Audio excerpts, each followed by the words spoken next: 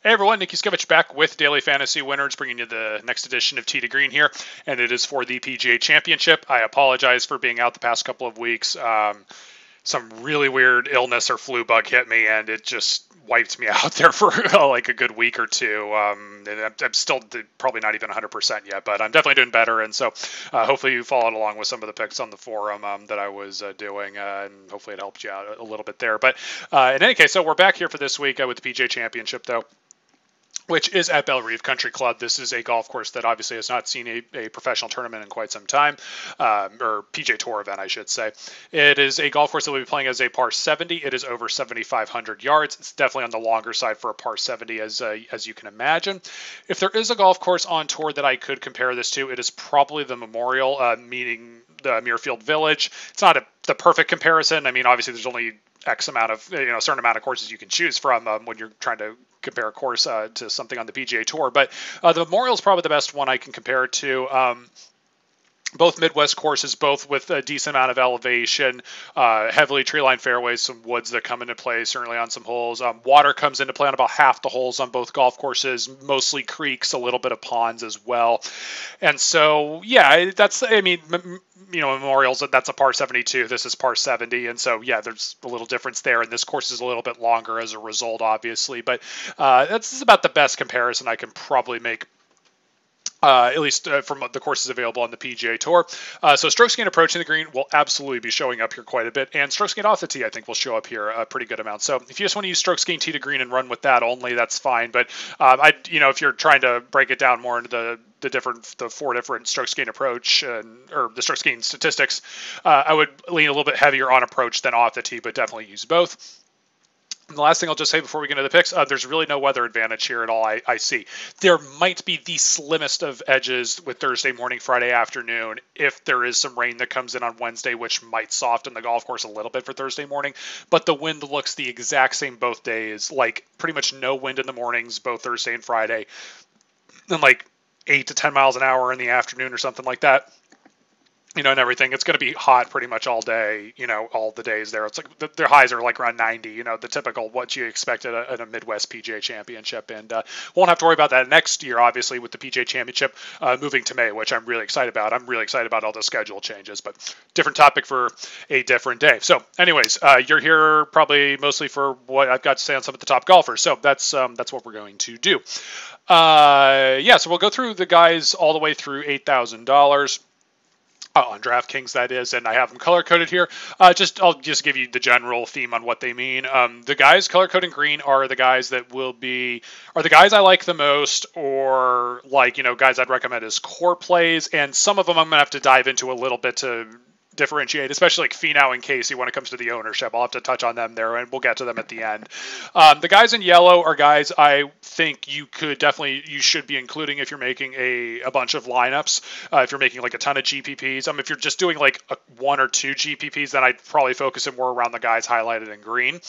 And then the guys in red, I would either say like fade, or if you're making a ton of lineups, I just wouldn't put that much ownership into them, or I just don't like as much. And so, let's just get on into this. So Dustin Johnson, $11,400, obviously playing extremely well, and nearly kind of stormed back to win last week at the WGC. And so, look, Dustin's the favorite, as he should be. Odds per dollar represent that very nicely.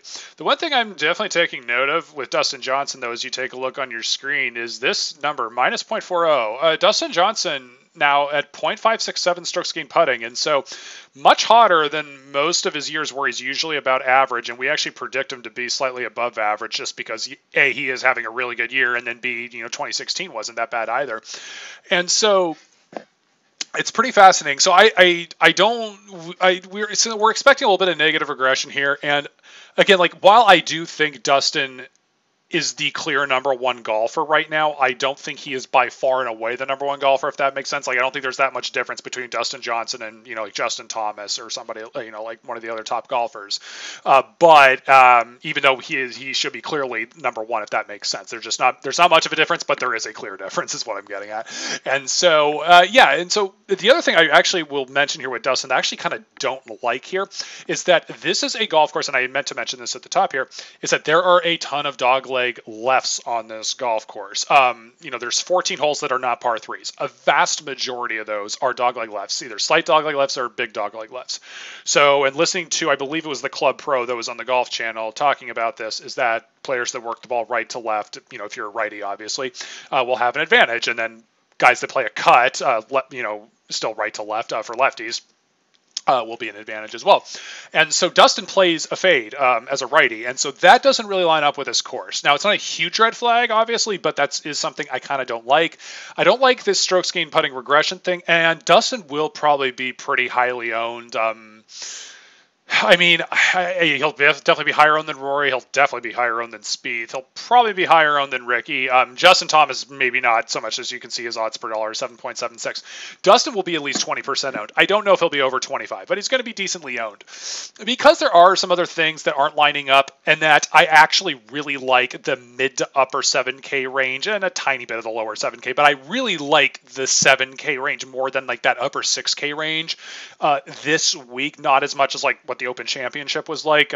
This week, I really do like the 7K range quite a bit. It makes me really like a balanced salary method a lot more this week, just overall. That's why I have DJ highlighted as yellow, is that he's not one of my favorite, my top plays this week, just as far as kind of picking a core. But obviously, like, I would say, like, if you're making, like, fading him would be extremely bold. And if you're making just one or two lineups, then you just got to make choices and you ignore him, or then you do go against him. That's fine. But if you're making, like, obviously a bunch of lineups, fading him would definitely be really bold because he is Dustin Johnson. Just not one of my top plays this week. Let's move on to Rory McIlroy. Rory McIlroy. Rory is, man, Rory is fascinating. So I'm a little bit not sure why Rory is being treated as the clear number 2 golfer when it comes to the odds. And it's just sort of happened in the last couple of tournaments. Maybe it's because, he was projected as that at the Open Championship, and then he ended up actually finishing tied for second and nearly won, obviously.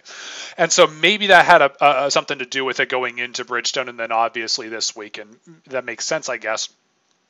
But for what we've seen with Rory, though, overall, I don't think there is, I don't think Rory is a clear number 2. I think he is, right there with Justin Thomas and, Jason Day and, and some of these guys, Justin Rose and whatnot, generally speaking. And so the price to me is like, why should I have to pay $1,000 more for Rory versus, Fowler, Justin Thomas, Brooks Koepka, Justin Rose? Like, I don't think he's worth that much more, even though the odds per dollar says that, it's a good idea. If Rory, the one thing that's holding me back on Rory probably also for why I have this opinion is that his strokes gained approaching the green, while it has been getting better, it was getting better. It's been inconsistent. It wasn't on point at, if Rory's approach game was more on point in Akron, he actually probably would have beaten Justin Thomas. His approach game just let him down on quite a handful of occasions during that tournament. And so it's still not dialed in. And you see with Rory's strokes gained approaching the green right here, it is 60th right here. And so it fell back a little bit.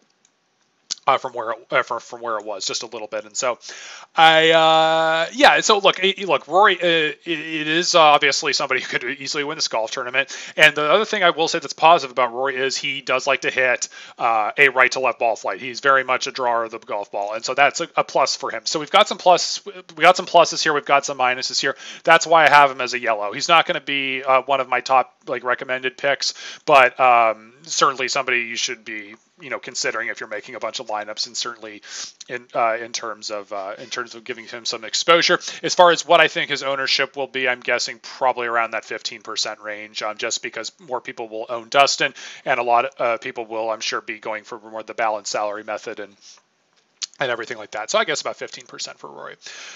Jordan Spieth, same old story. Strokes gained, putting regression. We are seeing this number come down a little bit more still. The putter has been better, which is obviously a positive thing. But again, as we've seen now, Spieth, if you do take a look here at strokes gained off the tee and approaching the green, he is now at 40th and 39th and off the tee and approach. He's been he's been losing it a little bit actually in strokes gained tee to green here over the past few tournaments. And by the way, the Open Championship, the British, does not factor in the strokes gained statistics. So if you're wondering, like, well, wait a minute, how the heck did he do really well there, and everything like that, because he didn't seem like he putted his brains out. Well, there's your answer. Like, the strokes gained doesn't factor in the British. So I still don't think Jordan's game, even if like his putter's warming up, which is great because now it's like the time we should be buying into Spieth, especially since he's going to be low owned. The tee to green thing does concern me, and the fact that this is a very heavy tee to green course, and it's kind of a course that length is a little bit of a bigger deal on, I think, as well. So at the end of the day here, this is why I have Spieth highlighted in yellow. He will be low owned. He'll probably be under 10% owned. He might be 10%, but he won't be much more. He won't be more than that. So you won't have to own him that much. You still get the putting regression thing working for you, which are those nice things. But again, you're paying $10,700 for somebody that's not in the greatest form in his tee to green game is not really like that sharp right now. So not really my favorite thing as far as those last couple things. So again, it's another thing of reason why I have him highlighted in yellow. But hey, if you're making a bunch of lineups and you think, heck yeah, I want to own 10, 15%, like 50, heck yeah, I'll own 15% of Spieth over own him by the field by 5, 10%, then yeah, then go for it. I mean, it does make sense to do that. Rickie Fowler. Let's see here. Get out of here. Not Rickie. No, not telling Rickie to get out of here. Let's see. Rickie Fowler. So yeah, Fowler obviously has been. It seems like he's putting himself into contention recently, and then not kind of fading off over the weekend a little bit. It happened to him at the British. Happened to him on Sunday. Obviously, at Bridgestone, didn't have the greatest round. That doesn't deteriorate me in any way, shape, or form from Rickie, though. I still think he's playing very solid golf. He's just, this yellow was a borderline green for me. The only reason why I highlighted yellow probably is just because he is on the slight expensive side in comparison to the other really good players here. And I still think his ownership will be decent. It won't be super high, but it'll be decent. 15-20% maybe. I probably lean more toward 20% for Fowler. And so I have to be obviously recognizing that when I was trying to pick at least more of a strong core play. And the other thing I'll just point out is Fowler's strokes gained off the tee, 68th. It's been hovering around 50th or so for most of the season. It's deteriorated a little bit, not a lot, but a little bit lately, which isn't my favorite thing because that's usually one of Rickie's strong points. And so again, no strong concerns for Rickie, but he just barely finished. Comes in just outside my top core plays. Tiger Woods. So yeah, I have him highlighted in red here again this week. One thing I'll add for Tiger is just that, well, his price that's just too expensive. The one thing I'm going to add though for Tiger is that I've noticed lately, and I saw an article about this actually, is that Tiger's swing speed is actually decreasing a little bit over the last couple of tournaments. Now, that I'm not saying he's injured. That's not what I'm saying, and I hope he's not. I don't want him to be. But I do think it's reasonable to think that because this is Tiger's first year back, and now that he's starting to play a lot more tournaments, and he's playing kind of a few tournaments in a row here between traveling over to, he played the US Open, then he played the DC tournament, and then he quickly went to play the British, and then he quickly, right after the British, he played obviously at Firestone last week, and now he's going to play the PGA. And so it's been a lot more travel and a lot more play here as the summer has gone on here, and he's trying to, put himself. I mean, he's going to make the Ryder Cup team almost definitely on a captain's pick, barring injury, one way or the other. But I think he's trying to make it obvious though that he's not going to be a captain's pick when he's 50th in points. I mean, I think he's like inside the top 20 now, but he wants to get closer to like making it on qualifying, or at least getting close to being a reasonable captain's pick as opposed to a favorable captain's pick, if you will. And so I think that's part of the reason why he's, along that they're big events, that's why he's playing a lot more right now. But I do notice that the swing speed's deteriorating a little bit, and the fact that he is struggling on Sundays, I don't put that much stock into it in itself, but the fact that the swing speed is deteriorating just a little bit, that does make me think he might be wearing down a little bit here. Or by wearing down, I mean he's running out of gas a little bit just playing this many events and getting on later in the week. So anyways, bottom line, for this price, and especially on a course where driving the golf ball straight is going to be important, that one thing Tiger has not been doing very well at, this is just not a good fit here for for Tiger. And Tiger is somebody that usually does hit the fade better than the draw. I'll throw that in there as well. So it's going to be a pass for me on Tiger this weekend. So Justin Thomas, and this is frustrating only because I have been so pro JT over the last few weeks, just basically saying like, Justin Thomas was the number 2 golfer in terms of odds, I believe it was, before the U.S. Open. And his recent performance hasn't even been that bad. And all of a sudden, his price has been dropping and his odds have been dropping a little bit. And I almost just feel like, okay, for what? Because he wasn't like, didn't have a top 2 or top 3 finish or whatever since, over the last couple of months. Like, come on. And so I was hoping that this would remain true going into the PGA. And even though I obviously recommended him for last week, obviously Justin Thomas won last week, and the salaries came out before Bridgestone happened, and so as a result, we got a 9,700 Justin Thomas with extremely high odds per dollar. That is the only reason why this is in yellow. Other than that, this is great for Justin Thomas in every way, shape, and form. What will his ownership be? Probably about 25%, maybe even close to 30%. You know what? It won't be. Actually, I say more like 25% because there's enough good players around him in Koepka, Justin Rose, Fleetwood, Molinari is obviously in really good form, and some people still love Rahm and all that, as do I. There's enough good players around him, and Rickie, of course. Like, there's enough good players around him, he won't go higher than 25% probably, but that just annoys me that he's going to be probably around 25% now when he would have been probably like 15% had last week not happened. And so then I would have been like saying he's my number 1 play, quite frankly. But it is what it is. So anyways, that's my thing on Justin Thomas. Brooks Koepka. Yeah, good number here on the strokes gained putting regression. I definitely like seeing that. The strokes gained approach is slightly concerning to me. 128th. It's still a small sample size, but it's still not as sharp as I would have liked to have seen it by now with Koepka. At first I thought it was rust, but now it's just, kind of a little bit more inconsistent. But, still, it's usually a strength for Koepka. So I'm not like that concerned about it. It's not like he's losing the ball all over the place. He's driving the ball extremely well. And the putting regression thing is here because he's usually a very good putter. And so I very much am all in on Brooks Koepka this week, especially a longer golf course and everything like that. Justin Rose, I have highlighted in his red. The 2 reasons for this are, number 1, as usual, the strokes gained putting regression number here. The second reason is that I think this if you were paying attention, to news last week, but Justin Rose was supposed to play in the WGC Bridgestone. He withdrew because of back spasms. As far as we know, he is playing this week and everything is fine. And even though that's going to lower his ownership, certainly some, I'm sure. At the end of the day here, I will just say that because I would not be all that into Rose in the first place because of the strokes gained putting regression number, it's like, why would I risk, playing Rose when I wasn't even that into him in the first place? If this number was like Brooks Koepka's putting regression number and he had the really good tee to green metrics and everything like that, and his ownership was going to be, 10%, then I'd be all in on that. But with this putter and everything like that, and Rose is getting up there in age to have back, and he's got back spasms a little bit. It's a little more, I don't know. It depends on the injury, obviously, but when it comes to backs and age, like that speaks more to potential of WD concerns, and back issues are the worst when it comes to golf. That is. Yeah. Anyways, that's it for Rose. Fleetwood, Molinari, Rahm, and Day, I all have highlighted green here. Tommy Fleetwood's just awesome all around. I've been pro Fleetwood pretty much every single week. That's going to continue here. I have really nothing else to add other than that. Francesco Molinari, it does not surprise me at all that he did not play well last week, and I'm only saying that because it is very, very, very common that every time after the first tournament after a player wins his first major, he doesn't play well in the next tournament. It's extremely common, and I'm sure that was, that's pretty much what happened with Molinari.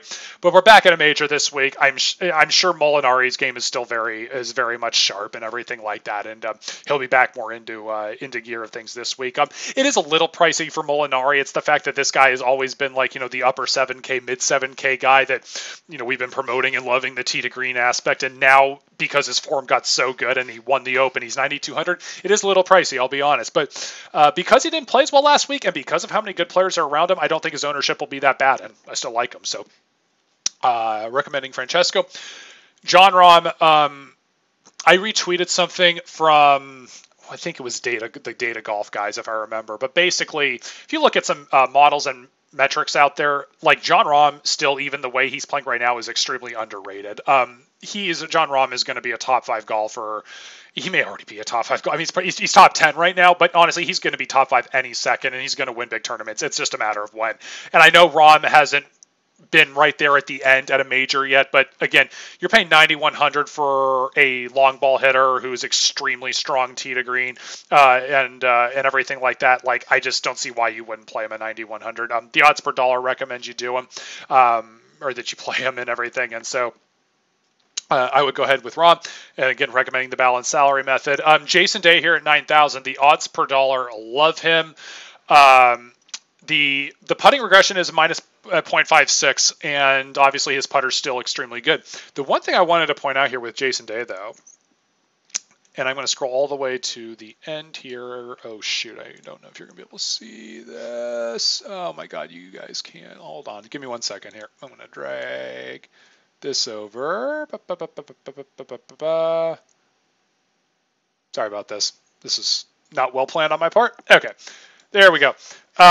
So what's this row right here, if you can see it highlighted, row 13. Actually, I'll just scroll that to the top so you can see it. It's not the it's the second from the top, basically. It goes it goes, the ranks, and then this next row is Jon Rahm, and then the next one's Jason Day. Actually, I should just freeze this column. That would be a lot easier, wouldn't it? There. Oh, still doesn't show up. Shoot. Sorry, guys. All right. Anyways, this second row with the stats is Jason Day. Sorry about this. If you do look at this, even though the Jason Day is running, let's blow that up a little bit. There you go. Putts over 10 feet right here. Jason Day is 13th. Putts inside 10 feet he's ranked 3rd, and he's 1st inside 5 feet. But in approach putts are meaning, I think that's outside 25 feet. He's only 65th. And so my point is, even though he's still decent and then hot, obviously, in like the 10 to 25 foot range, he's one of the best from short range. And so that regression number isn't as concerning to me as it might be for somebody else who's running just extremely hot from the long distance putting, as opposed to the short range putting. And so let me get this back in line. Oh boy, I'm dropping the ball here. There we go. Okay, sorry about that, guys. Trying to finagle all that. And so scroll that over. There we go. Perfect. All right, back in order. So anyways, I do like Jason Day quite a bit. Sorry, that took way too long. So yeah, Day I like quite a bit. It's that putting regression number does not bother me that much. Even though his odds per dollar is off the charts here, Day just has not been that highly owned like any week, and I think that's going to continue. I just think there's an anti-Jason Day thing out there for some reason until he like wins a big tournament, which is just the weirdest thing to say since he's won a major. He's had like a bajillion top finishes at majors, and he's one of the most consistent major players for whatever reason. I don't get it. And so the only thing that's really concerning from what I saw at Bridgestone was that he was having a two-way miss with the driver, and his driver was way offline a little bit. But Day has an amazing ability to correct things like from 1 week to the next. We've seen that time and time again with him, and so I'm not ultimately that concerned about it. And his length is huge and everything like that. And he likes to work the ball right to left as well, which is obviously a very good thing as well. Okay, Patrick Reed. Slightly expensive, 8,900. Should probably be a lower AK golfer. Just my own 2 cents. The only thing and his strokes gained off the tee is 111th. He's not a bomber. It's just not kind of my favorite thing there. But I do think he's going to be pretty low owned, and it's nothing like I'm super against on with Patrick Reed. So that's why I just highlight him as yellow. I would certainly include him if you're making a bunch of GPP lineups. As a core play, probably not as much. Hideki, I'm just continuing to buy into Hideki. I still think his tee to green game is not that far off, and it's actually been pretty good in some of the tournaments. Yeah, and I mean, look, tee to green, his approach is at 70th right now, which is, kind of where it's been. But just watching Hideki, I don't think he's that far off. I really just don't think he is. And I think you're getting a really good price on him for how talented of a player is. This is just more of a personal preference. I know I don't have a ton of data really to back that up on. This is just more of like a gut feeling personal preference on Hideki more than anything. Henrik Stenson, 8,700, pretty good price. Tee to green metrics, man, they're good. 12th off the tee, 2nd in approach, 4th tee to green. Just Stenson's fantastic there in that regard. One thing I'm going to mention here, there was a rumor or two that Stenson has been battling a little bit of an elbow issue. I'm going to point that out there, that there has been rumors about that. However, he's continued to play, and looks like there's wrong with his swing. So I'm not going to throw a huge red flag out on that one, not as much as Justin Rose, that's for sure. But I just wanted to point it out that if you just want somebody that's as minimal injury risk as possible, I'm pointing that out there right now for you with Stenson, that there have been rumors floating about Stenson battling an elbow issue. That's been going on for weeks, by the way. That's not like something that just popped up. This has been something going on for like a few weeks, maybe like a month or two or something even. I'm not even sure exactly, but just rumors circulating. But if putting that aside, I really like Stenson this week, and that's why I have him highlighted green. Alex Noren, stupid programming issue on my part. I couldn't fix it. I'm sorry, but anyways, I don't have the statistics for him, but I do remember them generally speaking.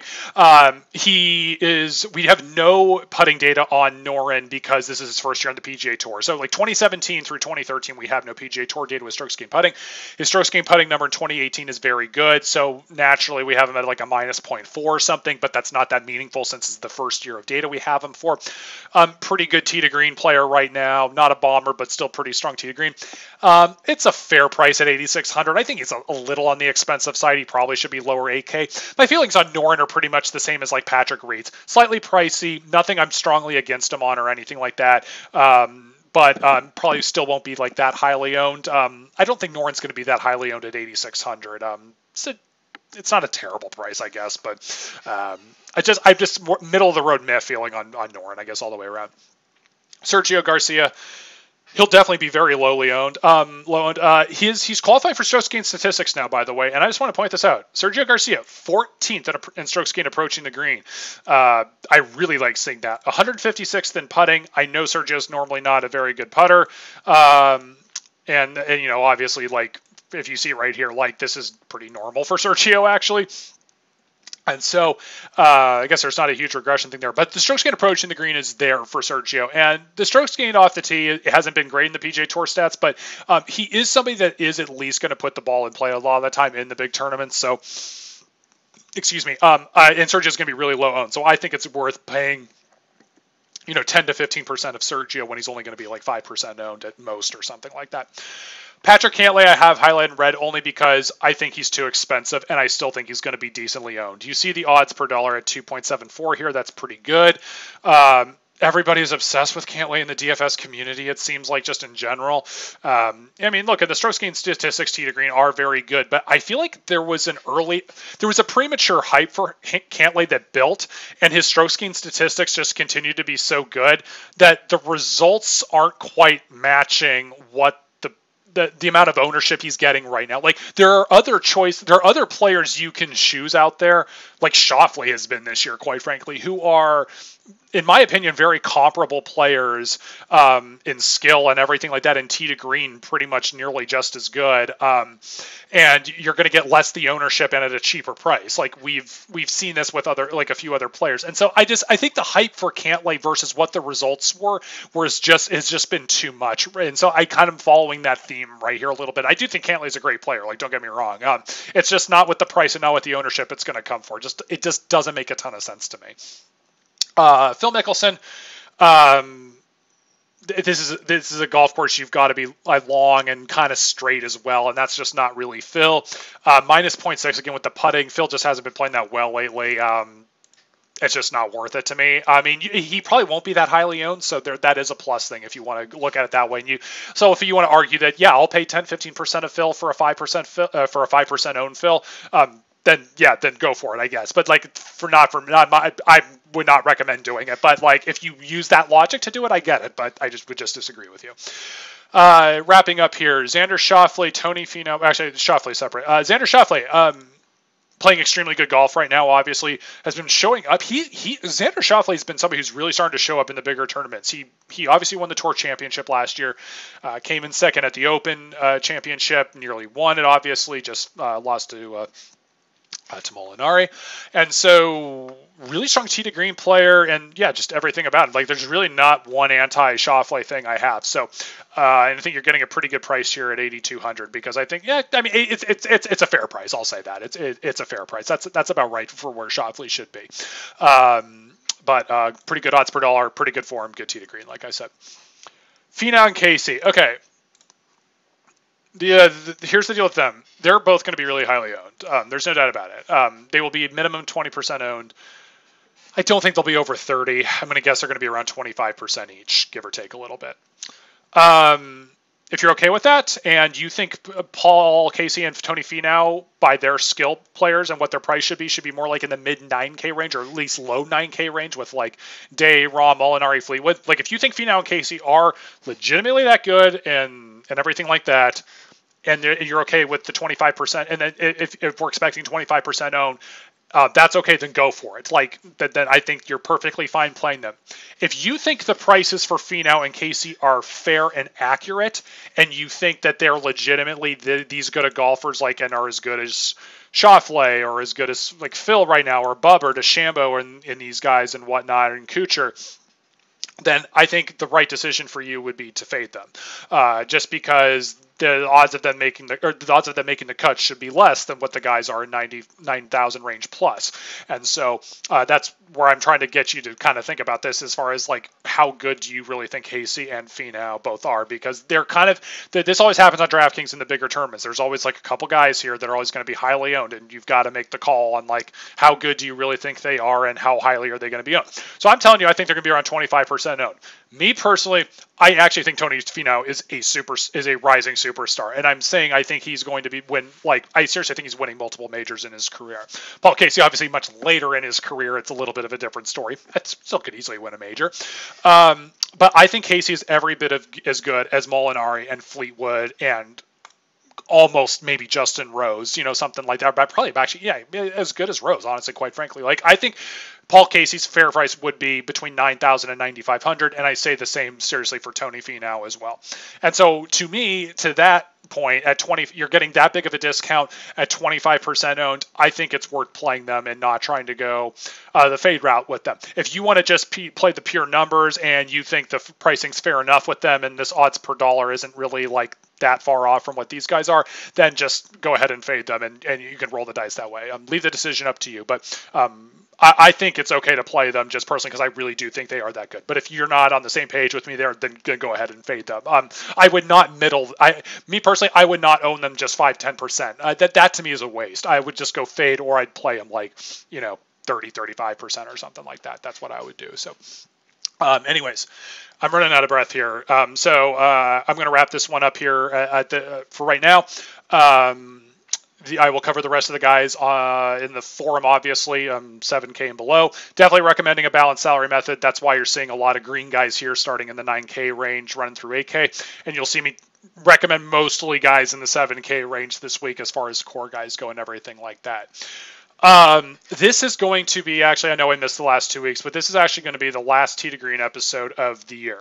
And I usually do the Wyndham and then wrap it up, but I'm honestly, the illness it put me back on football work and everything. I'm really scrambling like crazy to get ready for football season now with some stuff. So, but you can go back and look at the Wyndham episode and everything like that, because the information is going to generally be the same, like as far as like what stats pop up and all that type of stuff. And so, the tools will always be updated. For all tournaments, you won't have to worry about that.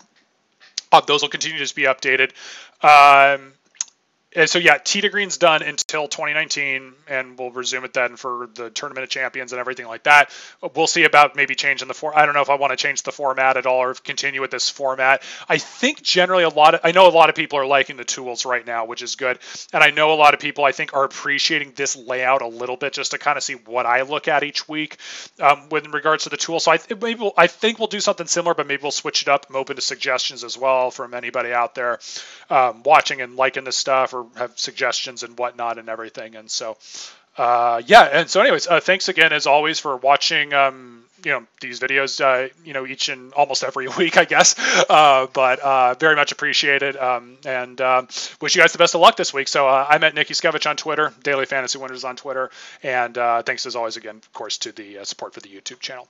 All right, good luck, everyone.